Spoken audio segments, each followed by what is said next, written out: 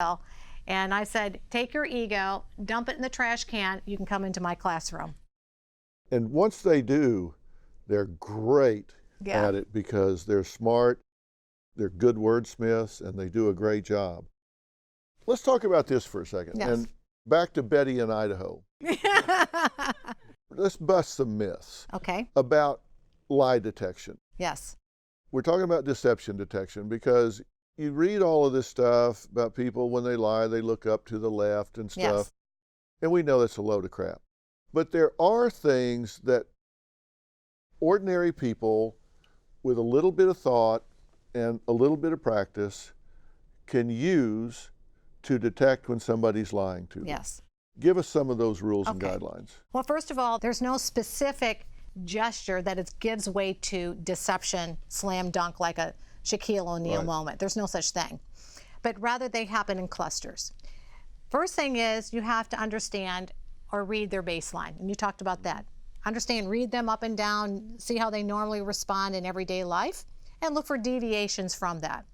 So if I'm having a conversation with someone and I'm asking a probative question, and then at that point in time, they shift their eyes, lick their lips, and adjust their chair, I know that's a cluster because that happens in 3 different gestures that happen within a certain period of time. I call it the 3-7 rule. So you're looking for 3 different gestures and movements from their baseline in a 5 to second period.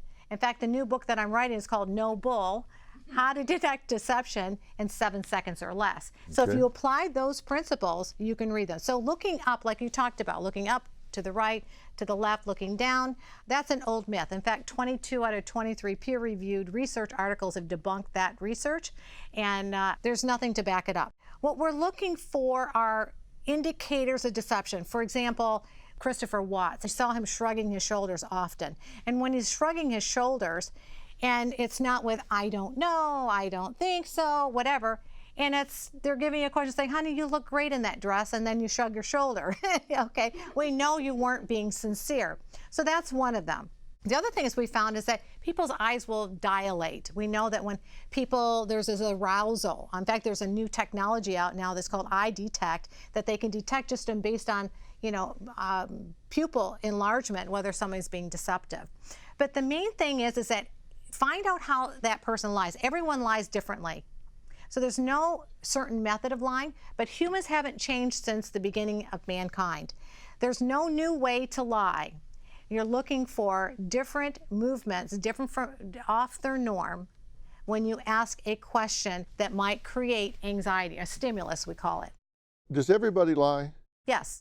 How often do people lie in a day? They can lie up to 10 times or more. I mean, they say that like a person will lie within 2 times in 1 hour to their spouse. I mean, they've got all kinds of statistics that'll back that up. What are the main reasons people lie when they lie? Many reasons. And let me back up. When you're talking about lying, there could be different forms of lying. Boastful, it could be adding, exaggerating. That's not really what I call a lie. Those are just kind of, I call them little white lies, so to speak. Fluffing, exactly. So they lie because they want to get out of trouble. They lie because they want to protect somebody else from harm. You might see that often in children that have been abused by a parent. In fact, we saw a horrible video on YouTube about a judge that was beating their child with a whip. I don't know if you've seen that one. And the child, a teenager, ended up videotaping at a webcam. So hopefully somebody would believe them, right? So we see those kind of things. They may lie to people around them when they've noticed bruises or things on their body that look like they had been abused, and they deny it. It's because they're trying to protect themselves from harm. So they protect themselves from harm, they protect other people from getting into trouble. They use it to maybe thrill. They like the thrill of it. Boasting, pride.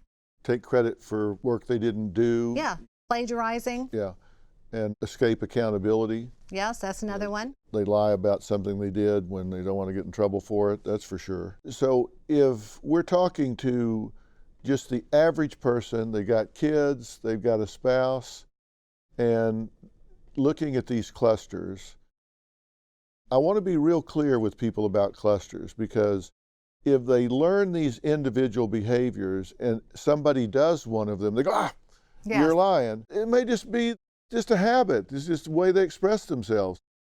But if they're in clusters, and there's a pattern of clusters in particular, now you got a problem. That's right. That's when you now know that they're being deceptive or there's something different. And that's really important, especially with parents with teenagers that might be involved in some sort of dangerous behaviors, is looking for those changes in their demeanor. Their affect is off.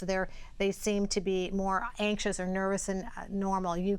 They are isolating themselves. They're going into other rooms and staying away from people. When you ask them direct questions, they avert their eyes and they walk away, or they turn their shoulders away. They're different. The most important thing is to look for something that's not their typical. And we know that all the time. In fact, in the Chris Watts case, the neighbor next door saw Chris Watts go in his car, back his car out, and he's going, something's weird about this guy's behavior. He never does that. He's off the baseline. So that's what I'm talking about. Look for something that's off the baseline. That can be in business, kids, your marriage. It doesn't matter. It goes all the way across the line.